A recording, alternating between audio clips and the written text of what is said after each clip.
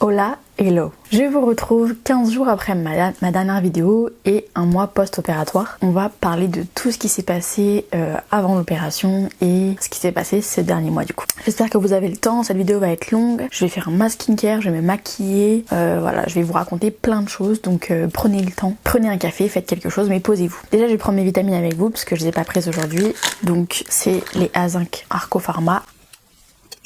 Ah, ça descend.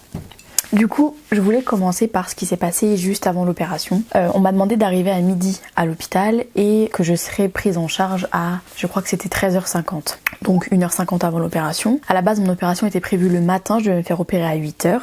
C'était à ma demande d'être opérée très tôt dans la journée. Et on m'a appelé littéralement même pas, on m'a appelé 3 jours avant pour me prévenir que mon opération était décalée de 8h à 13h50. Donc pour mon anxiété, etc., c'était pas vraiment idéal. J'ai eu du mal un peu à appréhender la nouvelle, mais de toute façon on n'a pas le choix. Ce qui s'est passé ensuite, c'est que du coup en arrivant à l'hôpital, je me sentais vraiment bien. J'avais bien dormi, vous le voyez sur la vidéo précédente, je me sentais en confiance entre guillemets, comme si tout allait bien. Je pense que là j'étais dans une grosse phase de déni où je me rendais pas vraiment compte de ce qui allait potentiellement se passer. La suite, c'est qu'en fait, une fois que je suis montée dans la chambre, là j'ai commencé à vraiment paniquer. Je sais pas pourquoi d'un coup la panique m'a pris et je me sentais pas bien du tout et j'avais les larmes qui montaient et j'avais plus envie de le faire, j'avais plus envie d'y aller. J'étais vraiment en crise de panique quoi, que j'essayais de contrôler au maximum, mais c'était vraiment pas facile. Ma maman a demandé à l'infirmière s'il y avait pas quelque chose pour me calmer, est-ce qu'il pouvait pas me donner un tranquillisant, et la dame a dit on peut totalement le faire, il y a pas de problème. Par contre les tranquillisants sont assez forts et les gens qui en prennent la plupart du temps, comme elle m'a dit, les suites en gros de l'anesthésie sont moins faciles encore à se remettre. Le lendemain on est encore plus dans le coltard et ça peut durer plusieurs jours. Donc j'ai pas voulu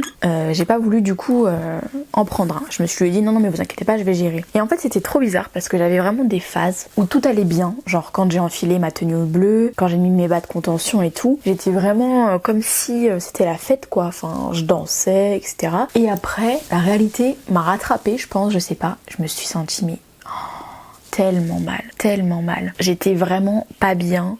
Là j'ai fait presque que de pleurer après. J'ai mes amis qui m'ont appelé, attention, j'ai été tellement bien entourée le jour même et les quelques jours qui ont précédé, j'ai eu vraiment tous mes amis qui m'ont envoyé des messages. J'ai eu 3 de mes nièces qui m'ont vraiment envoyé des messages réconfortants. Alors c'est mignon parce que quand c'est tes nièces qui font ça, voilà, pour rappel, mes nièces elles ont entre 9 et 15 ans, les 3. Du coup c'est vraiment des jeunes et je me dis je peux pas les décevoir, je suis leur tante, faut que je sois un exemple, etc.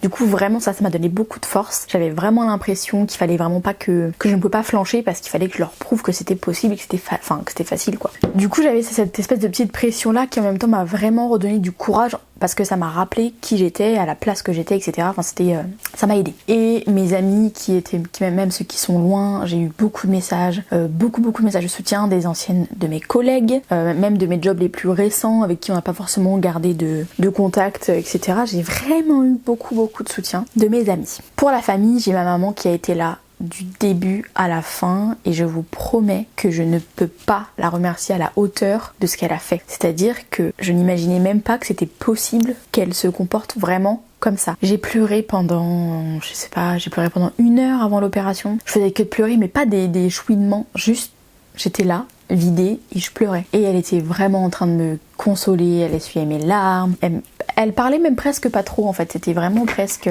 juste une présence en fait qui m'a quand même dit t'as fait tout ça, t'as réussi à aller jusque là, tu vas pas en si bon chemin faire demi-tour.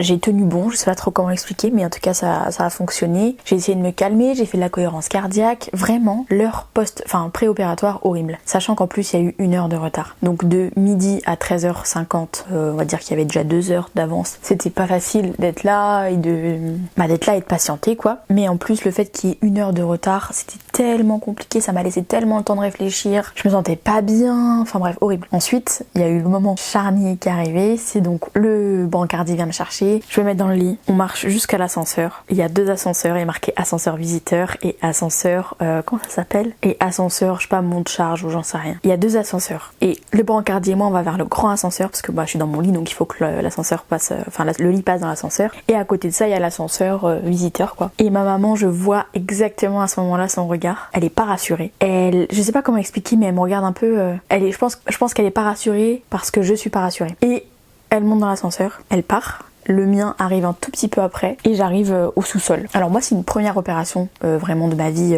dans cet hôpital là en plus, dans cette clinique, où je suis sous anesthésie générale etc. Donc j'ai une peur bleue, enfin bref il n'y a rien qui va. Et ce qui se passe c'est que j'arrive dans un sous-sol où c'est plutôt frais, il y a plein de lits le long des murs. On m'amène dans une petite salle où il faut qu'on pose un cathéter, où il y a déjà 2 personnes qui sont sur leur lit. Il y a une infirmière qui passe, etc.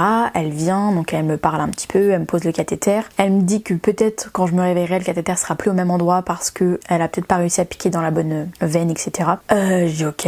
Là je suis pas bien. Là je commence un petit peu à être tremblotante parce qu'en fait quand je suis paniquée, je claque des dents, mon corps il tremble, etc. Et je commence un petit peu à claquer des dents, mes jambes commencent à être incontrôlables et elles commencent à trembler toutes seules. L'anesthésiste vient me voir et là déjà c'est le premier choc puisque je ne suis pas censée avoir un anesthésiste masculin. Moi c'est une fille que j'ai vue en entretien et c'est une fille qui devait être là. Elle m'avait dit que qu'elle resterait tout le temps de l'opération, etc. Enfin bref. Et finalement c'est pas du tout elle. Donc déjà que je suis un peu paniquée et en plus mes seuls repères en fait sont erronés. Mais il est très gentil. Il me parle tout doucement, il me demande plein de choses bateau. Hein.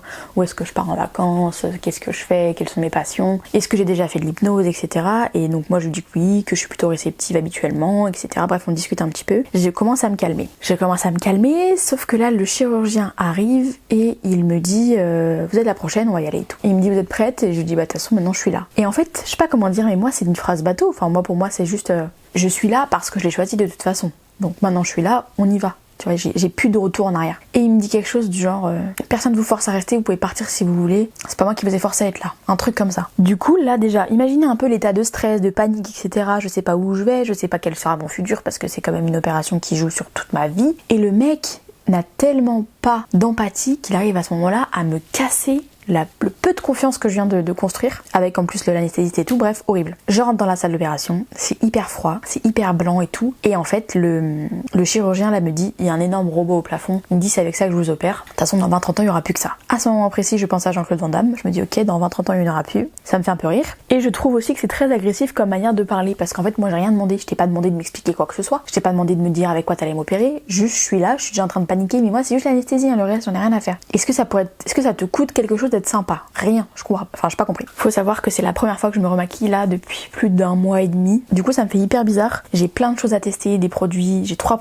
nouveaux produits à tester et j'ai vraiment envie de me tartiner la gueule. Donc voilà ce qui se passe. Donc là de là je suis vraiment je sais pas comment expliquer, je me sens vraiment encore moins bien, je me sens moins en confiance avec lui alors qu'à la base ça se passait plutôt bien entre moi et le chirurgien quoi, enfin voilà. Au final je m'allonge moi-même sur la table d'opération, on me pose tout le temps la question du consentement, est-ce que je peux vous mettre ci, est-ce que je peux faire ça et tout, donc là je suis hyper contente, je me sens en sécurité. L'anesthésiste commence à me parler un peu dans l'oreille, etc. Il continue un peu son travail d'hypnose où il me dit voilà, là il y a ça, là vous avez une horloge, là vous avez la fenêtre, on voit bien la lumière du jour, il est telle heure. Il commence un petit peu à faire son travail et je sens en fait que le produit rentre. Tu sens le produit passer, l'anesthésie. Et je sens que à ce moment-là, je suis plus sereine. Je me sens mieux. Je sais pas comment l'expliquer, mais en tout cas, je suis plus sereine. Le mec qui est juste à côté de moi, du coup, il continue en fait une espèce de travail d'hypnose sur moi, j'imagine. Et à la fin, il me dit fermez les yeux quand vous vous sentez prête, etc. Et donc au moment où je ferme les yeux, ma dernière phrase sur laquelle je suis concentrée, c'est quand il me dit concentrez-vous sur ma voix. Et j'entends vraiment le mot voix en grave et en écho, et là c'est bon, je suis partie, c'est trop tard. Je dors. Entre temps, bien sûr, il y a une dame qui m'avait mis un masque à oxygène. À la base, on m'avait promis que ce serait moi qui le tiendrais, parce qu'en fait j'avais peur qu'on essaye de m'étouffer. Mais finalement, ça s'est plutôt bien passé, parce qu'elle a été super sympa, elle m'a expliqué qu'elle allait les mettre et tout. Donc. Et puis c'était pas comme je le pensais. J'ai pas eu l'impression d'étouffer en fait. Enfin bref, j'essaye ce blush. C'est la 2 ou 3e fois je pense que je l'essaye, mais en fait il est tellement discret. Alors si je le mets comme ça, je pense que je vais déplacer la matière. C'est pour ça que je le chauffe sur ma main avant. Il est très très crémeux comme blush. Enfin bref, on va pas s'éparpiller parce que sinon c'est interminable. Donc voilà, ça c'est le avant. Le après est pas bien mieux. Le après, je me réveille, il est 18h et je le sais puisque première phrase que j'ai dit quand je me suis réveillée dans la salle de réveil, c'est j'ai mal. Sur le coup, j'ai très très mal. J'ai vraiment, je sais pas comment expliquer cette douleur, j'ai très très mal, je me sens vraiment pas bien. Et la dame elle vient directement, elle me dit ok je vous mets du médicament en intraveineuse. Du coup sur le coup je dis rien, je lui dis juste merci, il est quelle heure? Et elle me dit il est 18h. Je lui dis ok, quand est-ce que je retourne dans ma chambre? Donc je vous dis ça s'est passé en 30 minutes ça. Parce que moi entre temps je me rendormais etc avec l'anesthésie. Et elle me dit vous retournerez dans votre chambre quand vous n'aurez plus mal. À ce moment là je pense qu'à ma maman en fait, ma maman qui m'attend. précieusement. Elle est forcément dans l'hôpital. Quand je suis partie, il était donc 15h au lieu de 14. Et là, je me réveille, il est 18h15. C'est 17, 18, ça fait déjà 3 heures que je suis là, partie quoi. Je me rendors, je me réveille quand on m'emmène dans ma chambre. Et là, je redemande il est quelle heure et on me dit 20h. Donc je pense que j'ai vraiment soit une dose de cheval, soit je suis très sensible à l'anesthésie puisque j'ai vraiment énormément dormi. Et quand j'arrive dans ma chambre, il y a ma maman qui m'attend. Je suis tellement contente quand je la vois parce que ça me fait vraiment un soulagement de revenir à quelque chose qu'on connaît quoi. Et ma maman, je lui dis tout de suite tu peux partir si tu veux, je vais faire que de dormir. Et de là, je crois que je me rendors. Et après, la nuit a été horrible. La nuit a été horrible, les infirmières viennent, je sais pas, à peine toutes les heures, toutes les 45 minutes, prendre la tension, vérifier que je suis pas en train de mourir. Elles ont posé une perfusion d'eau et une perfusion de Doliprane, je crois, parce que forcément j'avais très mal. Et je n'ai pas eu ni à boire ni à manger pendant 22 heures. C'est pas facile parce que, non pas que j'avais faim, mais tu sens que ton corps commence à faiblir, etc. Et t'as besoin de quelque chose en fait pour t'aider à rester en vie. Et du coup, là t'as rien quoi. Donc c'est pas évident. Après, dans la nuit, à un moment donné, il y a une infirmière, je l'entends dire à sa collègue, mais elle te dit pas qu'elle a des palpitations? Je me dis oh là what the fuck, qu'est-ce qui se passe et tout. Et en fait je sentais que mon cœur battait vite, oui, mais je sentais pas des palpitations. Pour moi c'est pas hyper inhabituel en fait. Mon cœur, je trouve qu'il bat relativement vite tout le temps. À ce moment-là, les infirmières sont un petit peu paniquées. Moi je panique pas plus que ça parce qu'en fait j'ai tellement mal ailleurs que c'est tant pis quoi. Enfin mon cœur il bat vite.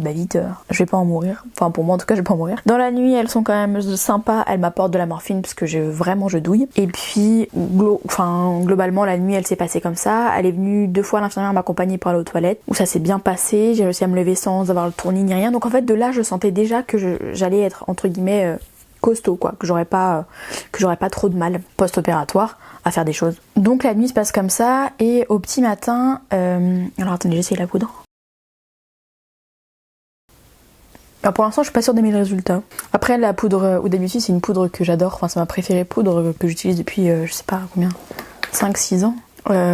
Habituellement j'ai la sugar cookie, la blanche, et avant j'ai fini la pound cake. Après c'est une poudre de toute façon qui matifie déjà hyper bien, et puis après avec le bronzer etc je pense qu'on verra pas. Après là j'ai mis beaucoup de blush, vous voyez pas grand chose mais j'ai mis vraiment beaucoup de blush. Du coup c'est peut-être ça aussi qui fait que je trouve ça très très rose au niveau de cette zone là. Mais bon, on retestera une autre fois. Par contre j'adore l'odeur moi des poudres Huda Beauty. Je sais qu'il y a beaucoup de gens qui les aiment pas parce qu'elles sont hyper parfumées, moi ça me dérange pas tant que ça. J'ai aussi un blush à essayer aujourd'hui, un blush qu'on m'a offert de SLA, donc je suis déjà très très blushée hein. Mais c'est un blush de SLA, c'est le Wahoo Switch, celui-ci, qui est un peu rose violacé.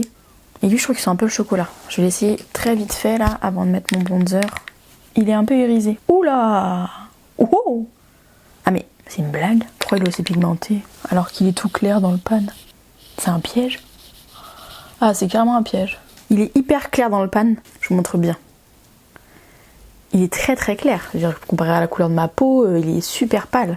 Et en fait il est très bluché hein, et pailleté, voilà, très sympa. Le matin quand je me réveille, parce que j'ai très très peu dormi, enfin le chirurgien passe. Les infirmières bien sûr elles sont passées 100 fois, mais le chirurgien passe à un moment donné, et il est quasi 9h30 je crois. Il vient, je dormais à point fermé quand il est arrivé, et depuis peu, je dormais depuis 20 minutes.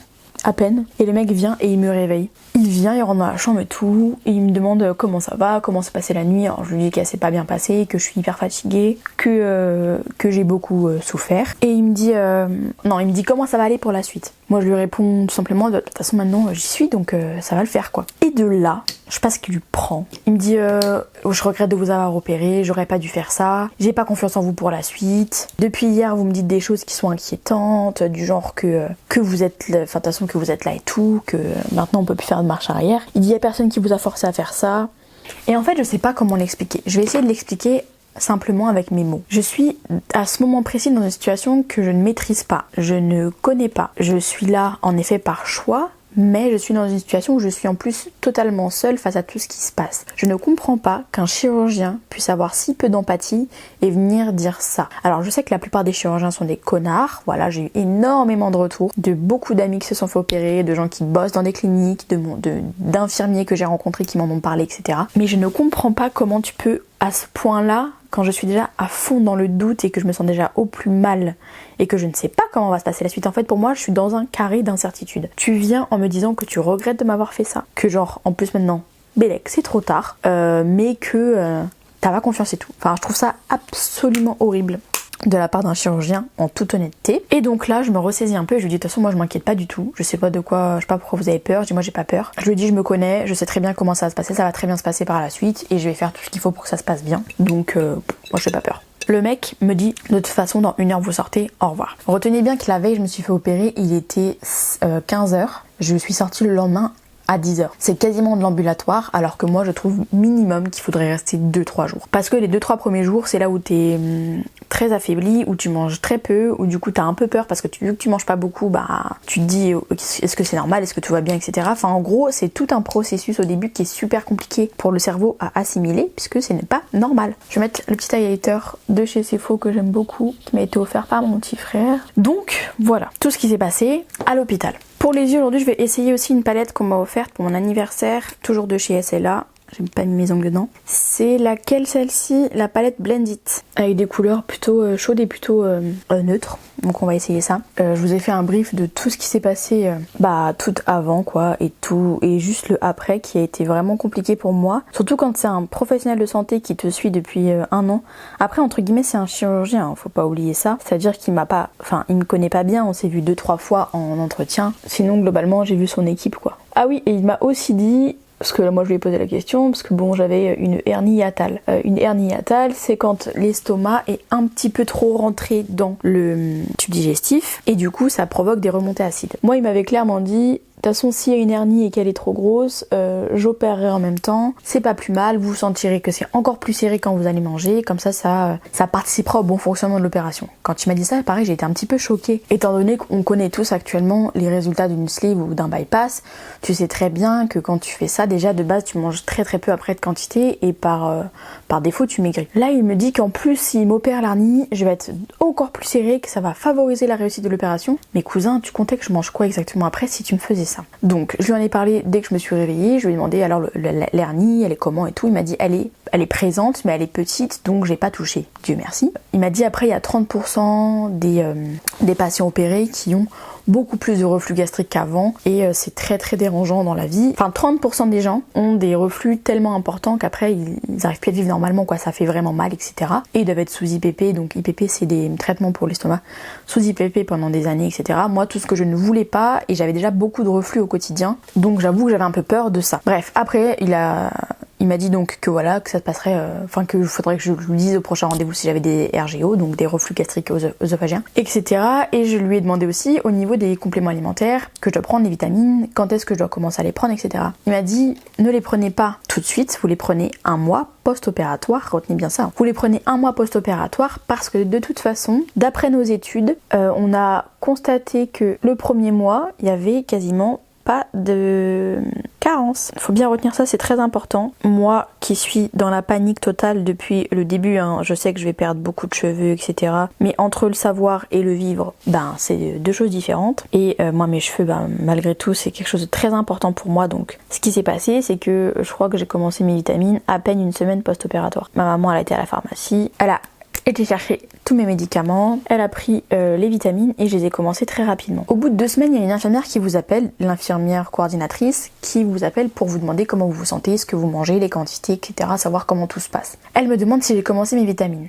Je lui réponds que oui. Et elle me dit ok parfait, elle m'a dit j'ai vu que sur votre ordonnance il y a marqué que c'était 1 mois post-opératoire, heureusement que vous avez commencé avant parce que il peut y avoir des carences très rapides. Je lui dis le chirurgien il m'a pas dit de commencer maintenant, en vrai il m'avait dit de commencer que 1 mois. Et elle me dit oui mais quel était son argument? Et moi je lui réponds son argument c'est que pour lui il n'y a pas de carence visible avant 1 mois. Et elle me dit non mais vraiment faut pas l'écouter, l'infirmière coordinatrice, faut pas l'écouter, il y a des patientes qu'on a qui sont anorexiques et seulement après plusieurs mois leur prise de sang montre enfin des anémies, etc., enfin des carences. Au début, les prises de sang étaient nickel.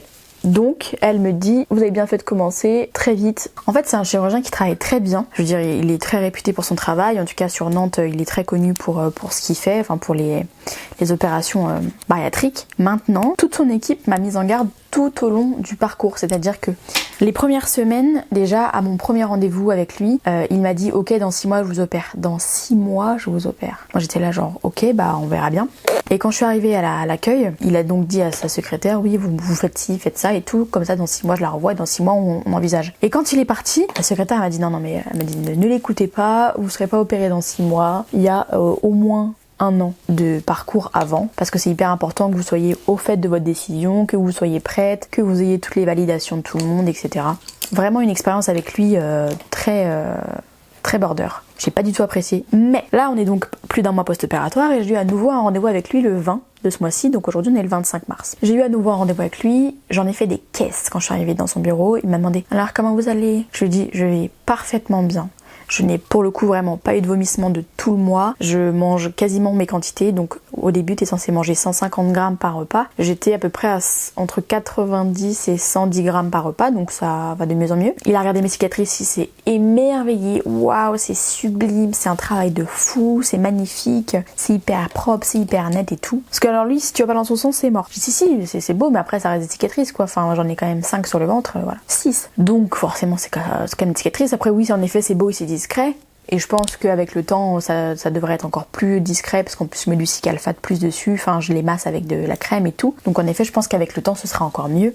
Restez hydraté. Et du coup, il m'a dit ok, je vous revois dans 1 an. Voilà, donc avec lui, c'est terminé pour 1 an. J'ai vu la diététicienne. Maintenant, j'ai le droit de manger des choses plus diversifiées. J'ai le droit de manger des fruits. J'ai le droit de manger du pain. J'ai le droit de manger tous les types de fromages sauf à l'ail et au poivre. Enfin, il y a plein de choses qui ont évolué quand même. J'ai fini les textures mixées et écrasées, bien évidemment. Je suis passée vraiment au solide. Et hier soir, je me suis fait une recette que je rêvais depuis des semaines. Vraiment, je pense que depuis une semaine post-op, je rêvais de manger des briques. Alors moi, je les fais au air fryer, donc il n'y a pas un pète de graisse dedans. Ma farce, j'ai pas mis ni d'huile ni de beurre dedans, donc j'ai fait farce, courgettes, petits pois, pommes de terre, carottes, chou-fleur je crois, donc j'ai essayé de mettre 4 ou 5 légumes, pommes de terre quand même, parce que la feuille est trop fine pour que ce soit vraiment mon féculent du repas, de la viande hachée, du kiri, j'ai mis 2 kiri pour, je sais pas, il y avait combien de feuilles.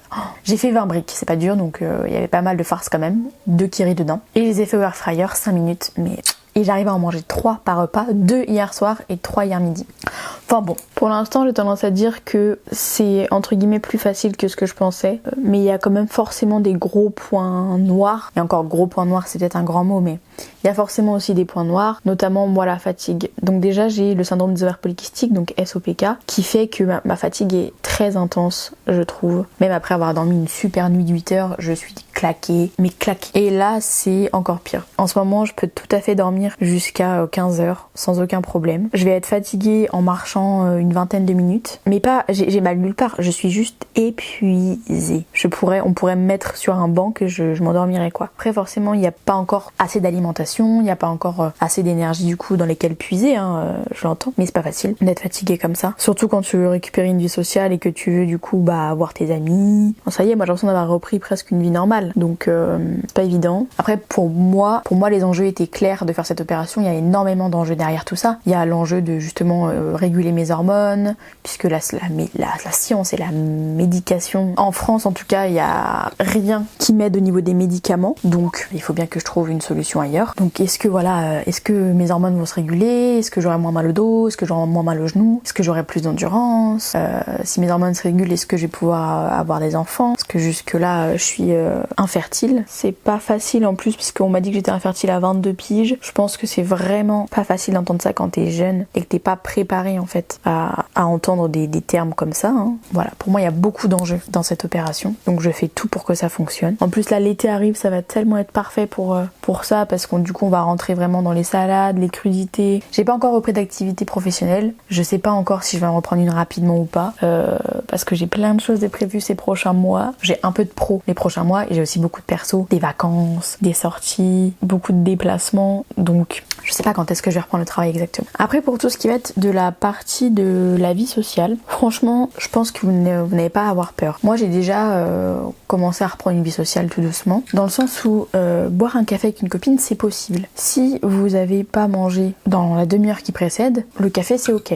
Vous le buvez tranquillement. Moi vous voyez à 1 mois post-opératoire j'arrive à boire un café quasiment entier. Je le finis pas, il reste souvent un fond, mais c'est fine. Là j'ai un apéritif samedi midi. Assurez-vous bien que j'ai déjà trouvé ma solution. Je ne mangerai pas mon repas du midi, mais du coup j'ai prévu d'emmener des graissins. Je me dis graissins ça va me faire mon féculent. J'ai prévu concombre, carottes, radis que je vais couper etc, en faire des lamelles, que je vais pouvoir tremper dans le Saint-Moré de thon que j'ai préparé. Je mets pas d'ail et échalote parce que ça passe pas encore. Je me dis en vrai c'est un repas équilibré, j'ai du fromage pour les protes, parce que j'ai pas, alors les filles vont sûrement emmener par contre un peu de jambon ou des trucs comme ça, jambon sec etc, ça passe bien. Protéines, féculents, légumes. C'est tout bon. Donc je pense que c'est toute une question d'adaptabilité et ça se fait un peu avec le temps. Faut pas être trop pressé. Je sais que moi je suis quelqu'un qui anticipe un peu trop. Je suis très pressée d'avancer déjà. Je suis pressée d'être à cet été. Je suis pressée de plein de choses. J'ai réintégré mon appartement hier. J'avais oublié que je détestais mes voisins. Je suis malheureuse comme les pires ici. Petit make-up avec du coup la Blendit de chez SLA. Honnêtement je trouve qu'elle est très similaire avec celle que mon petit frère m'a offert de chez Sephora. En fait le foncé et celui-là vous les avez aussi ici. Le beige vous l'avez en bas. Le brillant du milieu vous avez celui-là. Et le blanc là vous avez celui-là qui se mélange. En fait ce qui manque dans celle-là c'est le kaki qui est dans celle-là. Elles sont très similaires. Au niveau de la qualité je vois pas spécialement de différence. Alors SLA c'est une marque pro. Peut-être que la tenue sera plus banger. Je pense qu'une des choses les plus compliquées c'est de rester hydraté tout en mangeant correctement parce que quand on boit beaucoup entre les repas on a un peu moins faim au repas aussi. Qui dit moins faim dit on mange moins et du coup c'est pas très bien. Après c'est très important de rester hydraté honnêtement donc je bois le maximum que je peux par jour. Il y a des fois je pense que je peux atteindre 1 litre et parfois je suis qu'à 70-75. Voilà, dans l'idéal bien sûr ils nous demandent d'être à 1,5 litre par jour ce qui n'est pas le plus aisé pour ma part en tout cas. Moi je suis restée 1 mois chez ma maman. Je ne sais pas si tout le monde a quelqu'un chez qui il peut rester ou quoi suite à l'opération, mais je pense que c'est vraiment le minimum en fait. Alors 1 mois c'est beaucoup, je suis restée aussi à la fin, mais je pense que le minimum c'est quand même quasiment 3 semaines. Elle s'est occupée de quasiment l'intégralité de mes repas au début. Enfin au début l'intégralité de mes repas. C'est 2e semaine aussi. 3e semaine j'ai fait mes repas toute seule puisque je suis partie juste 1 semaine chez une amie. Donc là j'ai fait mes repas toute seule. La 4e semaine c'était moitié du temps elle s'occupait, moitié du temps je m'en occupais. Mais au départ pareil elle a été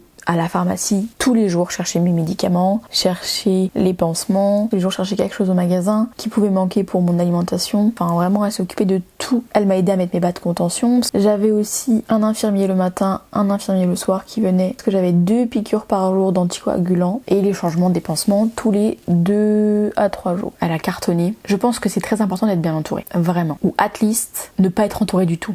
Mais en tout cas, ne soyez pas entouré de mauvaises personnes, ne soyez pas entouré de quelqu'un qui s'en fiche, de quelqu'un qui va manger tout et n'importe quoi devant vous, de quelqu'un qui va pas faire attention à votre bien-être ou quoi, vraiment. Entourez-vous correctement. Au niveau des douleurs, si vous êtes craintif, ne le soyez pas. En tout cas, pour ma part, j'ai eu mal uniquement on va dire la première semaine au complet, mais c'est pas des douleurs comme vous pensez, c'est-à-dire que c'est des douleurs dues au gaz qu'on vous met dans le corps qui est très dur à évacuer. Ça c'était une souffrance. Premier jour, le 2e jour. On vous dira que pour que ça passe il faut marcher beaucoup. Moi c'était très dur de marcher. Je marchais dans l'appartement mais c'était ridicule comme marche. Je marchais 5 minutes par jour dans l'appart, j'allais jusqu'au frigo ou à la salle de bain. Je revenais. Et grosso modo, c'était à peu près ça. Le rendez-vous chirurgien a confirmé que j'étais du coup à moins 11 kilos en 1 mois, ce qui est énormissime pour ma part, je trouve. Je stagne un peu, alors je suis très contente, honnêtement, de perdre tout doucement. Ça me fait très peur de perdre vite parce que j'ai très peur de la peau distendue. C'est la raison pour laquelle je suis hyper assidue sur le fait de porter ma gaine. J'ai une gaine qui a été faite sur mesure. Cette gaine a un coût. Alors attention, forcément, je pense que toutes les gaines n'ont pas le même coût, puisque toutes les gaines ne sont pas faites de la même manière. Ma gaine m'a coûté 200 et quelques euros et de ma poche il me restait 50 euros je crois. Ma mutuelle en a pris 80 euros et le reste c'est la sécurité sociale. Donc c'est un coût, si en plus vous n'avez pas de mutuelle ou quoi, c'est quelque chose à prendre en compte, pour de vrai, c'est très cher. Je suis censée en refaire une 2e à quelques mois post-op, une fois que la perte est vraiment visible, puisque du coup elle sera plus adaptée à ma morphologie. Après celle-ci, elle est très réglable sur les côtés. Genre je peux vraiment la resserrer encore énormément, donc je sais pas si vraiment j'aurais besoin d'en faire une 2e ou pas. Je l'ai prise sans les jambes. Ce qu'on peut prendre une gaine qui va jusqu'au-dessus des genoux. Je l'ai prise sans, puisque les filles que je connais qui se sont faites opérer m'ont dit qu'elle était un peu douloureuse, que quand on s'asseyait ça pouvait couper un peu les jambes, etc. Mais j'aurais peut-être dû prendre avec parce que je pense que ça aide aussi au niveau des adducteurs, vous savez, à ce que la peau là ne pende pas. Et là, c'est là où moi pour l'instant je vois du changement. C'est au niveau des cuisses que j'ai perdu et du coup les adducteurs, je vois un petit peu que ça, c'est moins rempli quoi. Ça me dérange. Donc je vais peut-être en refaire une 2e pour avoir les mi-cuisses. Je trouve que porter la gaine au début ça fait mal au dos la nuit, moi ça me faisait beaucoup mal au dos. Le matin je douillais et finalement on s'habitue dans un premier temps et en plus de ça, ça me permet aussi, ça m'a permis en fait très vite d'avoir moins de douleur au niveau du ventre de porter la gaine. Parce que j'ai l'impression que c'est elle en fait qui porte les cicatrices. Quand je me contracte, j'ai l'impression que la gaine me porte aussi et du coup j'ai vite eu moins mal. Parce qu'au départ on a mal quand on contracte, parce qu'il y a aussi des points qui sont faits à l'intérieur du ventre, sur les muscles etc. C'est là où ça a été coupé. Oh. Et j'avoue que j'avais plus mal à ces endroits-là, à l'intérieur plutôt qu'à l'extérieur. J'ai une partie du ventre qui est devenue insensible. Et je pense que ça, personne n'en parle, en tout cas j'en ai jamais entendu parler, ni sur TikTok, ni sur Insta, ni nulle part, alors que moi, c'est vraiment devenu insensible tout au-dessus de mon nombril, dans une grosse zone entre deux cicatrices. Et j'en ai parlé avec l'infirmière qui m'a dit qu'il y avait des fois où la sensibilité revenait et il y a des fois où elle ne revient pas. Donc il faut s'adapter quoi, enfin vivre avec entre guillemets. Soyez prêts aussi au niveau social à raconter tout le temps la même chose. Les gens posent beaucoup de questions, ils sont... c'est souvent bienveillant, mais ils posent tout le temps des questions et du coup t'es tout le temps obligé de répondre la même chose à tout le monde, de re-raconter ton histoire, de re-raconter ce qui s'est passé pour toi. Des fois tu finis par abréger, tu finis par dire oh tout s'est très bien passé, je mange un petit peu, tout va bien. Mais c'est chiant et en même temps ça fait partie du jeu, les gens s'intéressent. Des fois c'est peut-être de la curiosité mal placée, mais en tout cas c'est comme ça. Et je voulais absolument vous remercier, vous avez été tellement nombreux à regarder déjà ma dernière vidéo et aussi à vous abonner. Merci beaucoup, ça me fait trop plaisir.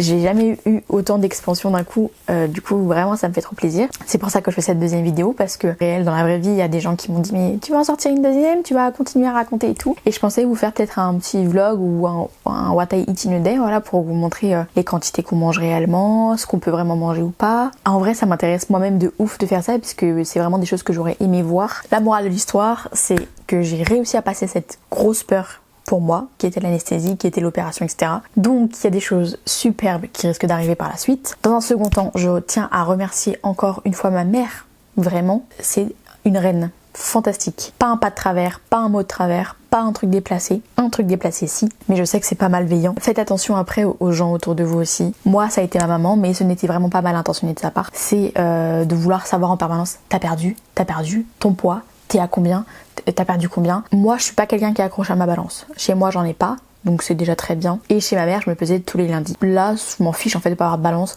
parce que moi c'est pas le chiffre qui compte, c'est que je me sente bien dans mon corps et c'est que je me sente bien dans mes fringues. Elle a arrêté, parce qu'on en a parlé un petit peu, donc je sais que ça y est, elle va pas recommencer, mais je sais que ça peut être un peu dur au début, peut-être quand nous en plus on se rend pas compte qu'on a perdu, et puis les gens dès qu'ils te voient ils sont là, waouh, t'as maigri hein. N'oubliez pas que dans n'importe quel contexte sur cette planète, commenter le physique de quelqu'un, c'est rarement une bonne idée.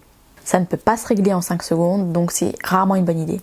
Dire à quelqu'un t'as grossi ou t'as maigri, dans les deux cas, ça peut pas forcément lui faire plaisir. C'est pas une info qu'il a besoin d'avoir, parce que je pense qu'il l'a déjà. S'il a une crotte de nez, hop, il peut l'enlever en 5 secondes. S'il a 5 ou 10 kilos en trop ou en moins, il peut pas les perdre en 5 secondes, donc ça va pas l'avancer de lui faire une réflexion là-dessus. Pareil pour la cellulite, pareil pour les boutons, pareil pour les cheveux blancs, pareil pour tout. Laissez les gens vivre tels qu'ils sont. Donc merci à ma maman pour la présence physique et merci à mes amis pour la présence physique et lointaine, parce qu'il y en a qui sont loin mais qui ont quand même été là pour moi. Merci à mes nièces, merci de ouf pour leur soutien et merci à vous d'être présents, de regarder mes vidéos, de commenter, c'est très gentil, ça me touche énormément. En plus j'ai reçu des commentaires vraiment mignons. Donc je vous dis à bientôt dans une prochaine vidéo. Si vous avez des questions sur l'opération, n'importe lesquelles, mettez-les dans les commentaires, la prochaine vidéo j'y répondrai et on se revoit très vite. Bye.